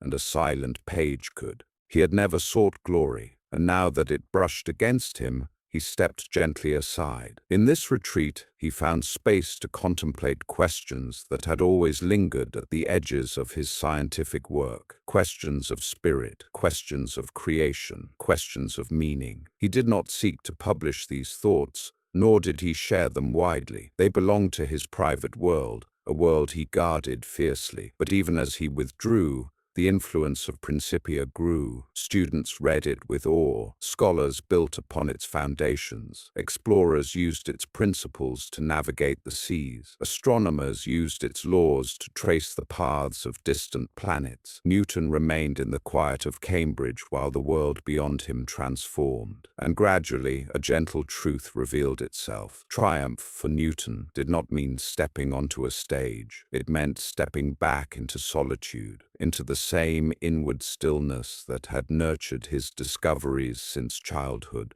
He had given the world a new language of nature. Now he returned to the quiet where that language had first taken shape. The orchard had shaped his first insights. Cambridge had nurtured his genius. The Royal Society had challenged and tested him. Principia had carried his ideas into the world. And now, in the soft twilight after triumph, Newton stepped into a quieter chapter, one where the world expected much of him, but he expected almost nothing of the world. Beneath the stately courtyards of Trinity College, beyond stairwells polished smooth by generations of footsteps, there lay a series of quiet, dimly lit rooms where few students ever ventured. These spaces, part cellar, part study, part refuge, became, over time, one of Isaac Newton's favorite retreats. It was here, far from the lecture halls and the growing reputation that followed Principia, that Newton turned his attention to a very different kind of inquiry: alchemy.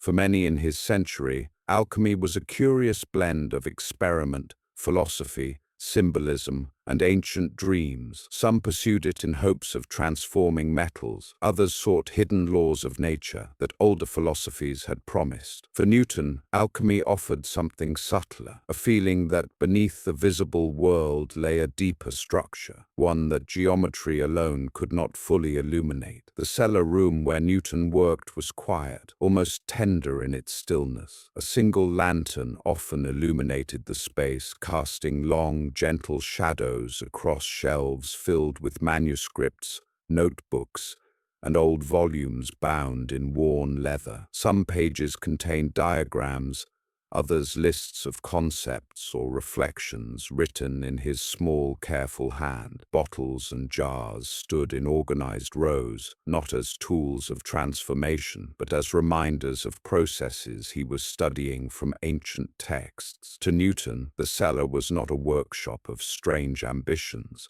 It was a sanctuary where he could think in ways that felt too delicate, too personal, for public spaces. He saw alchemy not as a road to riches or secrets of eternal life, but as a philosophical lens, one that encouraged him to imagine the world as a tapestry woven from unseen forces and hidden correspondences. While the upper rooms of Trinity held books on mathematics and astronomy, the cellar held books written in symbols and metaphors. Newton read them slowly, tracing meaning between the lines, searching for echoes of laws he recognized from his own work. He was intrigued not by the promise of turning base materials into something precious, but by the ancient belief that nature concealed unity behind its many appearances. Late at night, when most of the college slept, Newton would sit alone at his cellar table, surrounded by silence so complete it seemed to deepen thought itself.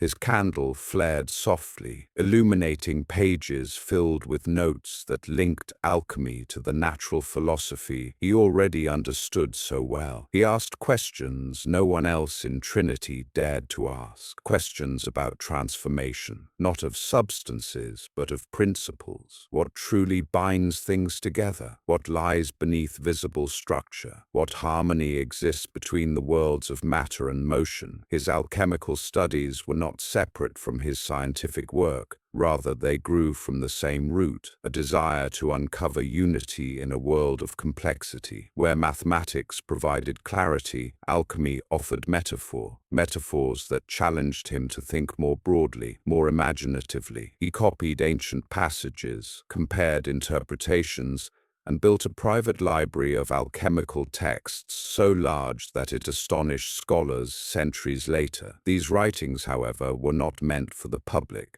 Newton tucked them away with the same care he once used to hide his early notebooks at Woolsthorpe. He sensed instinctively that the world was not yet ready to understand this part of him, the part that believed nature revealed itself not only to calculation but also to contemplation. In these cellar rooms, his mind became both scientist and philosopher. Above ground, Newton was the creator of laws that governed the heavens. Below ground, he explored ideas that asked questions of creation itself. He felt no contradiction in this. To him, both pursuits sought the same truth, that the universe was bound together by principles both elegant and profound. Sometimes he would pause his reading, lean back in his chair, and listen to the faint sounds drifting from the college above. Footsteps, distant conversations, the echo of a closing door. These reminders of the world outside felt almost distant, as if he inhabited a different layer of reality. Here, beneath the surface, he could think without interruption, question without consequence, dream without constraint. He did not share these dreams with colleagues. He did not lecture on them. He wrote them down quietly, leaving the pages to rest in boxes and shelves, as though preserving something fragile and luminous. Newton's alchemical studies would remain one of the most private chapters of his life, known fully only centuries later. But during those years in Trinity's cellar, they offered him something he valued deeply, a reminder that knowledge, in all its forms, is vast and mysterious, that even a mind capable of explaining the motion of planets could still find wonder in ancient symbols and metaphysical questions. In the gentle glow of his lantern, surrounded by manuscripts and silence, Newton allowed himself to wander into realms that science alone could not reach. And in that wandering, he found a different kind of peace, a quiet union between the rational and the mysterious. As the years passed and Newton's reputation quietly expanded beyond the walls of Trinity College, life began to pull him in directions he had never sought. For so long,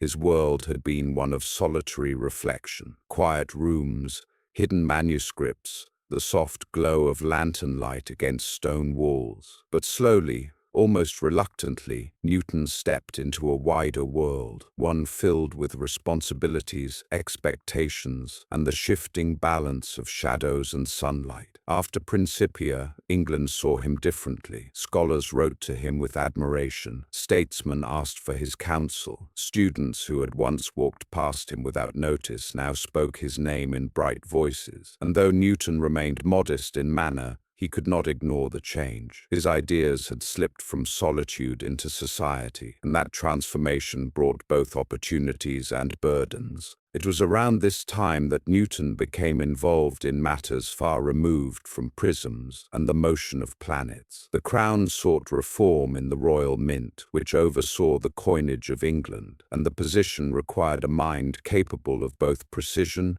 and integrity. Newton was appointed first as warden and later as master of the mint, roles that carried enormous responsibility. London, with its noise, its crowds, and its constant motion, felt worlds away from the orchards of Woolsthorpe and the quiet halls of Cambridge. Newton moved through its streets with deliberate steps, observing rather than participating. The air was thick with commerce. The Thames glimmered with busy ships. The city thrummed with the restless pulse of life. And yet even here, Newton found places where silence lived, small offices, dim corridors, quiet rooms where he could work in peace. At the Mint, he approached his duties with the same calm rigor he applied to mathematics. He studied weights, measures, alloys, and methods. He reorganized systems, corrected inefficiencies, and brought order to processes that had long drifted into disarray. The work, though demanding, engaged a different part of his mind, a part that took satisfaction in restoring clarity and structure where confusion once ruled. But public life carried its shadows as well. Newton had spent most of his years avoiding conflict, yet the responsibilities of the Mint occasionally required firmness and decision. England was changing rapidly, and the responsibilities placed upon him sometimes pressed against the quieter nature he had cultivated for so long. He fulfilled his duties with care, but each day spent in the bustling world of governance reminded him how different it was from the quiet sanctuary of study. Still, there were moments of sunlight. He befriended a few trusted colleagues, among them younger scholars who admired him deeply and sought his guidance. They found him gentle in conversation, thoughtful in reply, never boastful. His presence, though reserved, carried a warmth that surprised those who knew only his public reputation. He also began to take simple pleasures in the rhythms of daily life. London evenings brought soft lamplight through his windows. The gentle sound of carriage wheels echoed in the distance. Sometimes he paused in his work to watch the sunset cast its golden glow across the rooftops, recalling the orchards and fields of his youth. The city, for all its energy, offered pockets of stillness that he cherished. Yet through all the sunlight, the shadows persisted. Newton was aging now. His responsibilities multiplied, and with them came questions about time, how much he had left, how best to use it, and whether the world expected more of him than he wished to give. Still, he continued forward with quiet grace. He balanced public duties with private thought. He carried his earlier solitude like a lantern into this new chapter, and even in positions of authority he remained deeply himself, reflective, gentle, and guided by a desire for order and truth. The man who had once hidden his manuscripts beneath floorboards now found himself navigating the complexities of the English government. The boy who had studied shadows in Woolsthorpe fields now weighed the needs of a nation. The scholar who once lectured to empty rooms now shaped the very coinage passed through the hands of millions. Yet through all of this, a simple truth remained. Newton belonged to the light of thought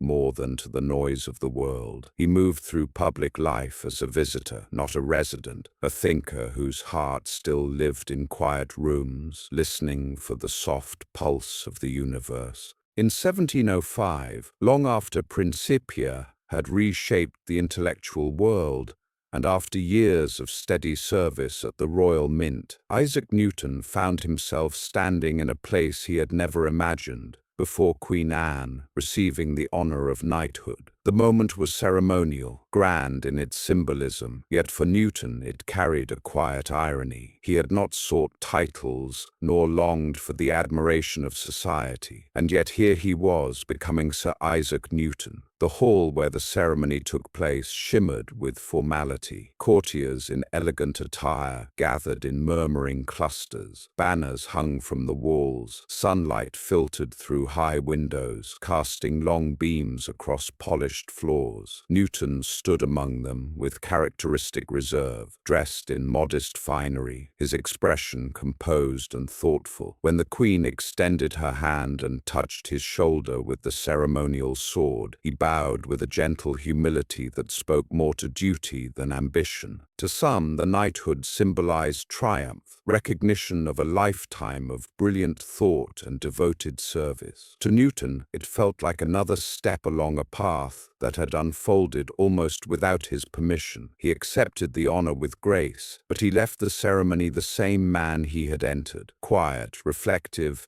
and more comfortable with ideas than applause. London, in the years following his knighthood, became the steady backdrop of his life. He had moved into a home in Leicester Fields, a place where soft morning light spilled through the windows, and the distant sounds of horses and carriages blended into a gentle urban rhythm. The house contained both the responsibilities of public office and the quiet routines he cherished: reading by candlelight, long solitary walks, evenings spent in contemplation. Visitors often remarked on the simplicity of his surroundings. Despite his fame, Newton preferred modest furnishings: books stacked neatly, a few personal items arranged with care, a peaceful room for study. He welcomed guests politely, offering thoughtful conversation, though he rarely indulged in the politics or gossip that filled London salons. His interests remained anchored in questions of philosophy, mathematics,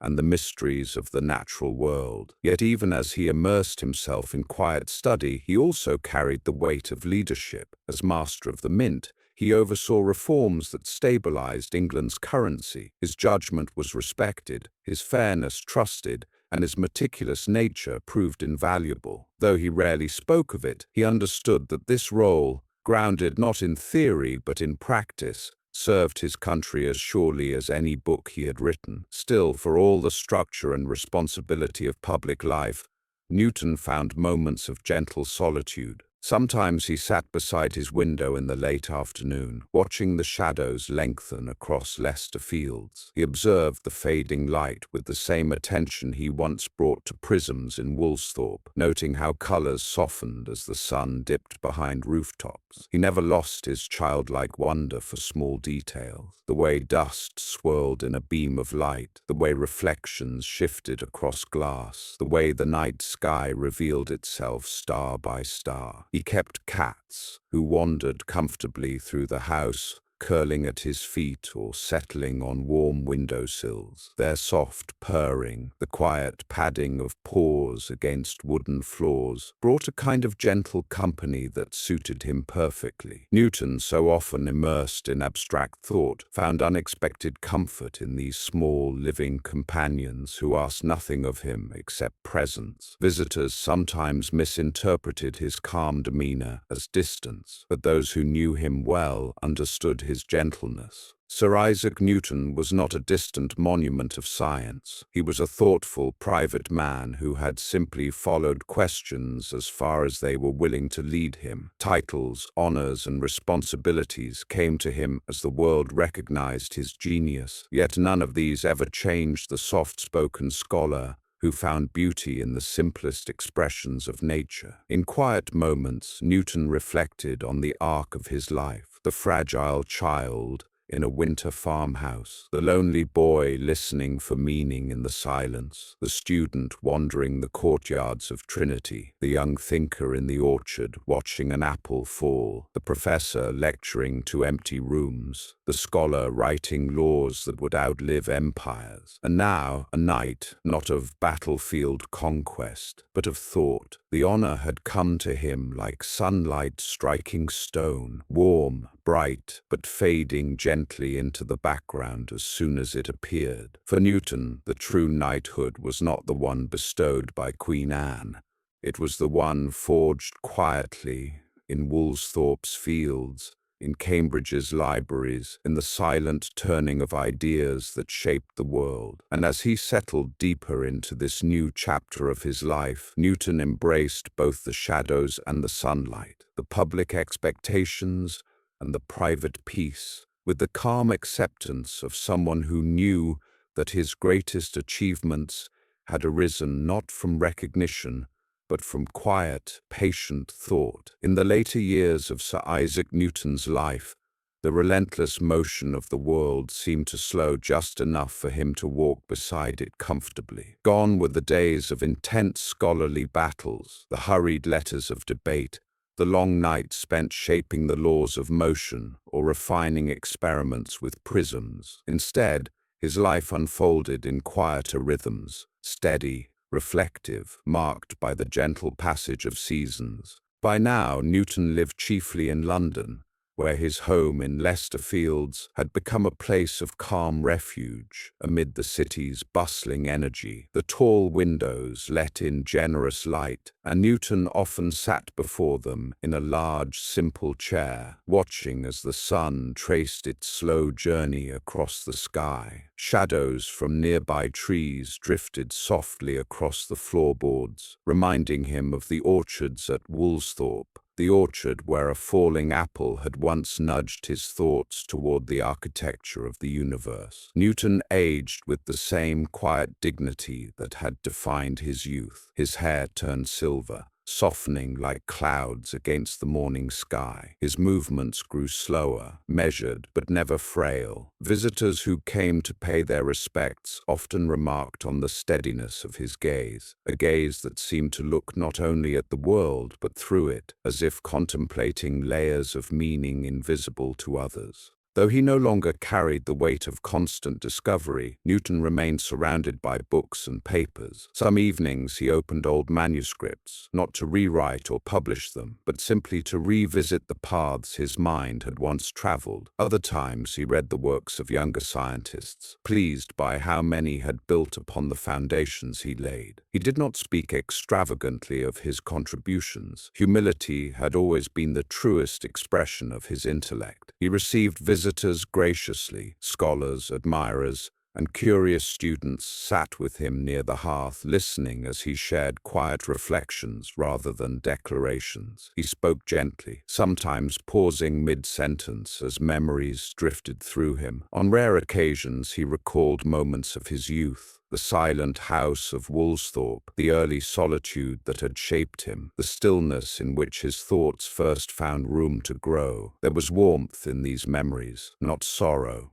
Time had softened the edges of old struggles. In his household, Newton kept a simple routine. He enjoyed tea in the morning. He fed the cats that wandered comfortably through his rooms, creatures that seemed to understand instinctively the calm of their master. He took slow walks in the nearby gardens when weather permitted, pausing often to observe small details, the arrangement of petals on a flower, the arc of a branch, the gentle fall of leaves in autumn. Even in old age, the world remained a puzzle he approached with patient curiosity. Yet with the growing quiet came a certain awareness, the sense that his life was entering its final phase. Newton did not fear this realization. Rather, he accepted it as he accepted all of nature's patterns, with calm, with observation, with wonder. He had long believed that the world was held together by laws both visible and unseen, and he trusted that his own existence followed the same principles. In these twilight years, he found comfort in the companionship of his niece, Catherine Barton, who managed his household and cared for him with gentle devotion. Their conversations brought warmth to the evenings. Her presence gave Newton something he had rarely experienced in younger years, a sense of familial closeness. The nights grew longer,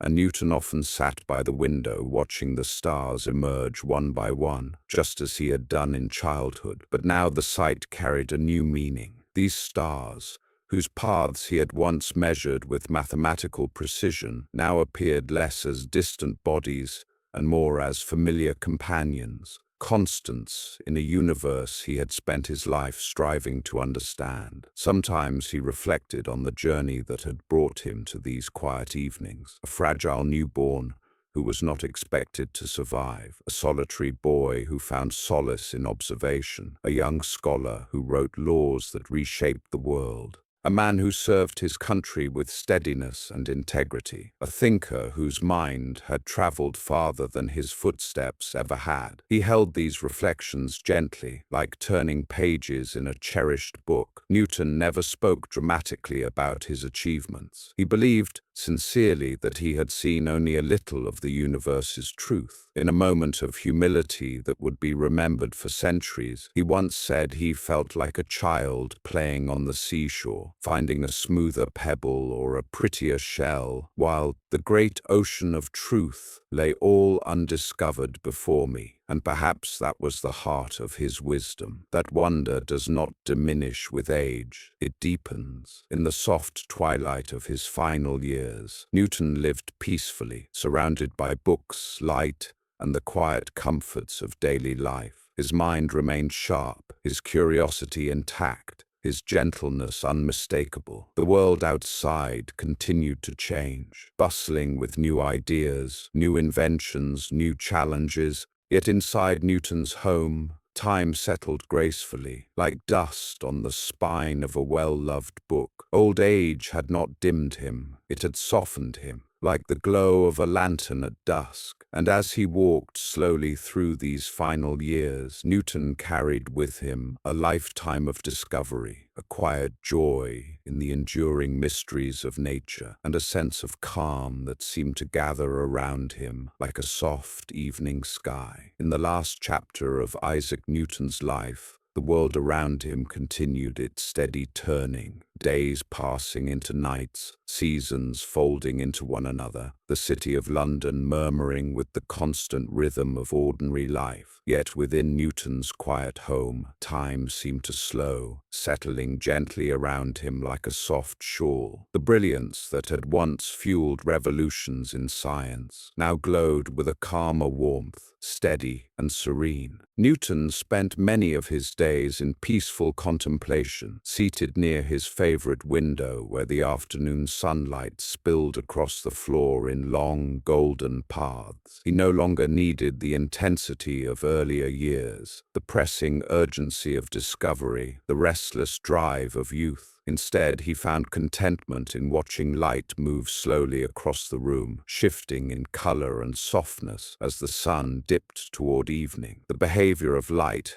which he had once examined with prisms and shutters, now comforted him simply through its quiet presence. Books surrounded him still. Some remained open on tables, pages marked with small notes in the careful script of a man who had once interrogated the universe with relentless curiosity. But in his final years, Newton read not to unravel mysteries, but to revisit familiar thoughts, companions from his earlier life. Geometry, philosophy, theology, and the gentle musings of ancient authors became trusted friends, each offering a sense of continuity. Visitors came and went, drawn by admiration, affection, or the desire to speak with the great mind of the age. They found him calm, gracious, and attentive. His voice, once seldom heard outside his closest circle, carried a softness that made even the most complicated reflections feel accessible. He would listen carefully to their questions, pausing before answering with the humility that defined him. "I do not know what I may seem to the world," he once told a friend, "but to myself I am only like a boy playing on the seashore."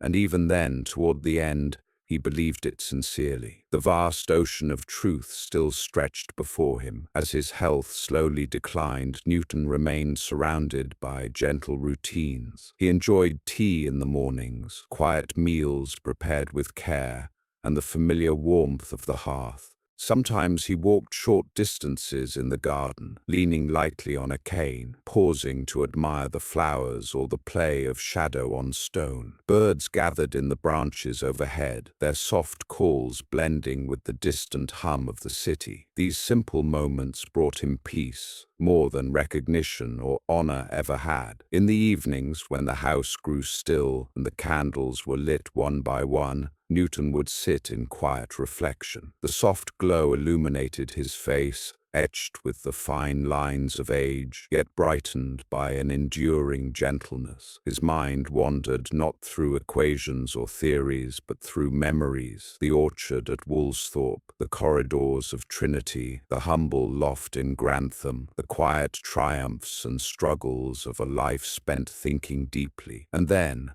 in the early spring of 1727, with the world outside slowly awakening from winter, Newton's strength gently faded. He passed the night peacefully, surrounded by the stillness he had always cherished. There was no struggle, no dramatic parting, only a quiet easing into rest, a final breath released like the extinguishing of a flame that had burned steady and bright for over 80 years. The next morning, London awakened to the news with reverence. Bells tolled softly, scholars paused in their work. The Royal Society, which had once challenged and supported him in equal measure, mourned the loss of one of its greatest thinkers. Tributes were written with tenderness, reflecting not only admiration for his intellect, but also respect for his humility, his diligence, and the quiet humanity that lay beneath his extraordinary achievements. Newton was laid to rest in Westminster Abbey among poets, kings, and statesmen, an honor reserved for the rarest of minds. Yet no monument, however grand, could fully contain the scope of his legacy. He had revealed the mathematical patterns woven into the workings of the cosmos.